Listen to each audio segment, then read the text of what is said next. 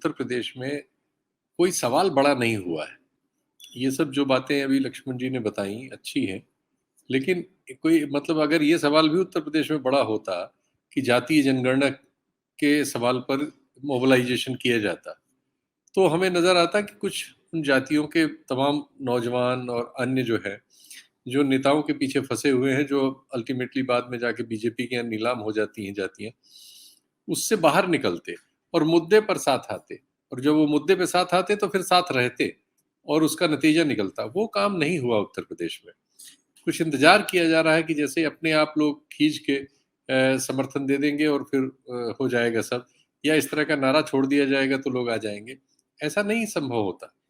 और लोगों के विश्वास जीतने के लिए आपको राजनीतिक कदम-ताल करते रहना पड़ता है। विपक्ष में देखिए बीजेपी जो है, ऐसे नकारों पर उसने अपने आप को तैयार किया है, लेकिन बिहार वगैरह में, राजस्थान में, उन सब जगहों पर, बंगाल में कितना उधम काटती है, कितनी हलचल मचाती है, कितना शोरगुल करती है। ठीक है कि उसके पास केंद्र की सरकार भी है, उसके पास बहुत पैसा भी है, उसके पास बहुत एजेंसियों का हेल्प है, सवर्ण जातियों में उसकी पैठ है, लेकिन हम उसे हर जगह हरकत करते हुए भी पाते हैं।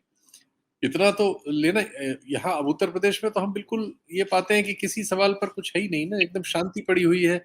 सिर्फ़ हम चुनाव का अगर इंतज़ार करेंगे, तो उससे क्या हो रहा है कि ये अब देखिए वो राजभर भी चले गए वहाँ, निषाद पार्टी आपके साथ है ही नहीं। लोध राजपूत में आपकी उपस्थिति होते हुए भी नहीं है, लगभग नहीं है। जो ओबीसी में जो प्रमुख जातियाँ हैं, उनमें यही सब आती हैं। आप बुंदेलखंड में लोध राजपूत का कोई इस्तेमाल नहीं कर पाते। ठीक है, बाकी आप कुर्मी समाज में से 2 हिस्से लाए हैं, उनमें कोशिश कर रहे हैं, अच्छी बात है। और अगर नीतीश कुमार जी भी आगे किसी भूमिका में आते हैं तो उसका भी शायद लाभ मिले। ये मिल-जुल के एक बेहतर स्थिति होगी। लेकिन ये राजभर का जाना, निषाद का जाना और मौर्य समाज में भी वो आप उनको लाए तो, लेकिन मुझे नहीं लग रहा है उनका उस तरह से उपयोग हो पा रहा है, जो स्वामी प्रसाद मौर्य आए थे।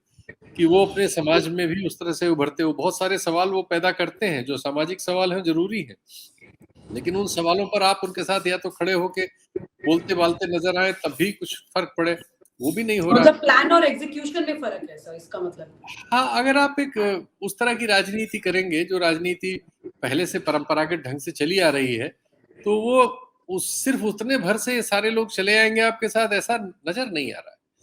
तो लेकिन अब एक राष्ट्रीय परिस्थिति बन रही है देश में, एक सीट पर एक उम्मीदवार की बात बन रही है, उसमें जो बहुत प्रताड़ित वर्ग हैं, खासकर माइनॉरिटी, दलित, इन सब में बेचैनी है बहुत, और इस तरह की कोई परिस्थिति में उनमें एक बात जा सकती है।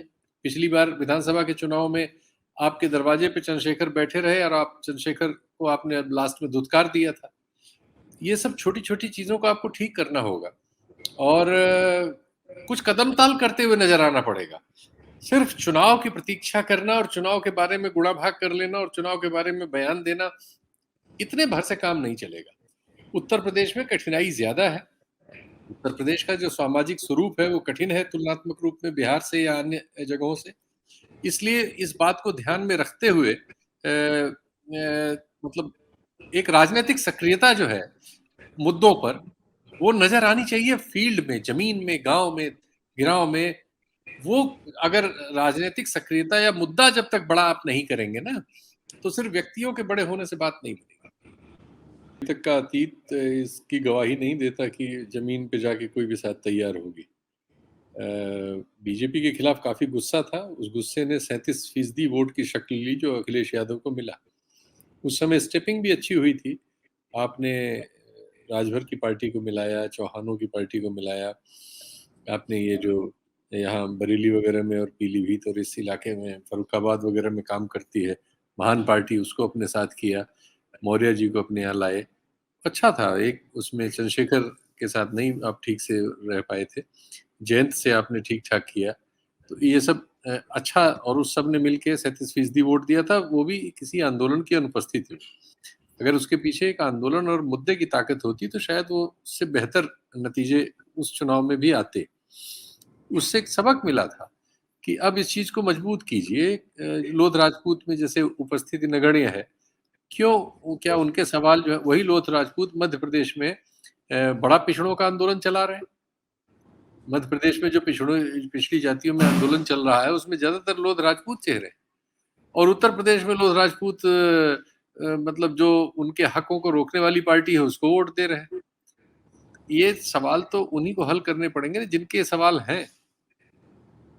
थोड़ा सा ये दिक्कत है जो उत्तर प्रदेश में हमें मतलब इसका उत्तर मिलता हुआ राजनीति से नहीं मिलता, खासकर उनसे जिनसे उम्मीद है या जिनके नीचे ये सवाल दबे हुए हैं। अब उत्तर प्रदेश में ऐसी कोई परिस्थिति भी नहीं कि कोई दूसरा आके उस परिस्थिति को पैदा करे, क्योंकि वहां ओबीसी की सबसे एक डोमिनेंट जाति जो यादव है वो ऑर्गेनाइज्ड है। उसका एक बहुमत हिस्सा जो है वो सामाजिक न्याय की लड़ाई लड़ रहा है। सोशल मीडिया से लेके हर जगह वो नजर आता है, सड़क पे भी लड़ रहा है, वही शिकार भी हो रहा है उत्पीड़न का, बहुत जगहों पर उसके शिकार हैं वो लोग। लेकिन अगर जब तक उनके साथ बाकी सारे लोग नहीं जुड़ेंगे, जिन सबकी आबादी उत्तर प्रदेश में ही 40-42% से ज्यादा है, तो ये इन लोगों को भाई राजनीति में तो इनकी राजनीति में तो उतारना पड़ेगा ना। जितना अब जगह जगह जिस तरह से नियुक्तियां हो रही हैं, तमाम यूनिवर्सिटी वगैरह के डाटा धर्मेंद्र यादव के सवाल के जवाब में आए थे, उस सबको लेके जाना पड़ेगा ना, लोगों को बताना पड़ेगा जगह जगह।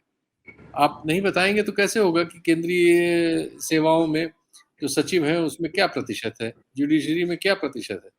तो दिलीप सी मंडल के लिखने से तो नहीं होगा। उत्तर प्रदेश में राजनीति तो अखिलेश यादव कर रहे हैं ना, उनको लेके जाना होगा सवाल, जब सभा लगा के बोलना होगा ना, तब तो लोधी राजपूत को भी समझ में आएगा कि भाई हाँ यार, हमारा भी तो कोई आदमी कहीं है ही नहीं। जिले में 80-90 जो 80-85 कितने डीएम है भाई, सिद्धार्थ जी को पता रहता है कितने हैं। वो पूछे जरा खड़े होकर किसी लोध राजपूत की सभा में कि आपके यहाँ से कै लोग डीएम है, कै लोग कमिश्नर है, कै लोग वहां सेक्रेटरी हैं लखनऊ के उसमें। तो भाई तुम बीजेपी को वोट देते तुम्हें मिल क्या रहा है? ये सवाल तो लेके जाना पड़ेगा ना, सामाजिक सवाल थे। इन्हीं सवालों पे एक जमाने में काशीराम जी ने, ये सब जो आज अपनी अपनी पार्टियां जाति की लेके जा रहे हैं, ये सब काशीराम जी के शिष्य हुआ करते थे। चाहे निषाद पार्टी वाला हो, चाहे राजभर हो, ये सब उन्हीं के ट्रेंड किए हुए लोग। तो उन्होंने एक जमाने में इन सबको ट्रेंड करके एक बड़ी फील्ड सजा दी थी, और देखिए वो भी 4 बार मायावती जी को सत्ता तक ले गए। तो इस सवाल में कितनी ताकत है, कितनी ऊर्जा है, ये साबित है। 4 दूनी 8 बार 8-9 बार ऐसी सरकारें वहां बनी जिन्होंने सामाजिक न्याय का परचम ले रखा था। लेकिन इसके बावजूद उत्तर प्रदेश में अगर सामाजिक न्याय के दल चुनाव हार रहे हैं, तो उन्हें अपनी निजी समीक्षा करने की, बड़ी कर्कश समीक्षा करने की जरूरत है। और ये सब चीजें तो साफ दिख रही है, कोई ऐसा हम लोग कोई बहुत ज्ञानी लोग नहीं है जो इसमें बहुत ऐसी बात कहते रहे। ये साधारण दिखने वाली बात है। ये समाज के सबके लिए जो सवाल है, बेरोजगारी का सवाल है। अभी उत्तर प्रदेश में तो बेरोजगारी के सवाल पर ही अगर आप शुरू करें, सारी की सारी पीढ़ी बेरोजगार बैठी है। अब तो जो नए डाटा है सीएमआई वगैरह के, वो बता रहे हैं कि 35 से 40% आदमी ने तो ये ख्याल ही छोड़ दिया है कि उसे कभी नौकरी मिल सकती है। ऐसा वक्त तो बेरोजगारी के इतिहास में उसके आंकड़ों में कभी आया ही नहीं, जब एक बहुत 1/3 से बड़ी संख्या ने रोजगार का स्वप्न ही छोड़ दिया है, वो रोजगार की मार्केट में अब जा ही नहीं रहा है। तो ये सवाल तो लेके भाई मुद्दा विहीन राजनीति कब तक चलेगी, सिर्फ ट्विटर से कैसे बात बनेगी? तो वो ये ठीक है कि अकलियत चूंकि बहुत उसके साथ अत्याचार हो रहा है, और वो डर के और गुस्से में एक जगह जा रही है, वहां आपका अलायंस हो जा रहा है, तो आप खुश हैं, अच्छी बात है। लेकिन भाई बाकी भी तो फील्ड पैदा करिए। सब बीजेपी अगर चुन लेगी तो इसके बावजूद आप लोग चुनाव हार जाएंगे। जिस तरह से बीजेपी छोटे छोटे जो ये सामाजिक संगठन है, जिन जो किसी नेता की जेब में है, उन नेताओं को सबको, अब क्या राजभर जी को क्या चाहिए? उनके 2 पुत्र हैं, एक को राज्यसभा चाहिए, एक को लोकसभा का टिकट चाहिए। उनको खुद को वहां मंत्रिमंडल में सदस्यता चाहिए। अखिलेश यादव से वो एमएलसी मांग रहे थे। तो सबके हैं इश्यूज, बहुत ही निजी हैं, लेकिन उनके नीचे जो जमात है, वो जो उनके इशू है, वो इशू कौन रोक रहा था? अखिलेश जी अगर उसको लेके जाते थे, या उसको एक बड़े इशू में नत्थी करते जाति जनगणना के जैसे सवाल पर, जो अपने आप बिहार में एक बड़ा सवाल बना और उत्तर प्रदेश में उसके न बनने की कोई वजह नहीं थी। उसके असर मध्य प्रदेश तक जाता, मध्य प्रदेश में भी उसका असर है, उसका बेनिफिट कांग्रेस को वहां मिल रहा है। तो Very देखिए क्या होता है, अभी तक तो जो है उससे बहुत आशा नहीं बनती, जबकि उत्तर प्रदेश में सबसे ज्यादा आशा बंधनी चाहिए। उत्तर प्रदेश में अगर ठीक हो जाए तो देश ठीक हो जाएगा। आप हमसे जुड़े रहने के लिए सब्सक्राइब करें YouTube पर, फॉलो करें ट्विटर पर और लाइक करें Facebook पर।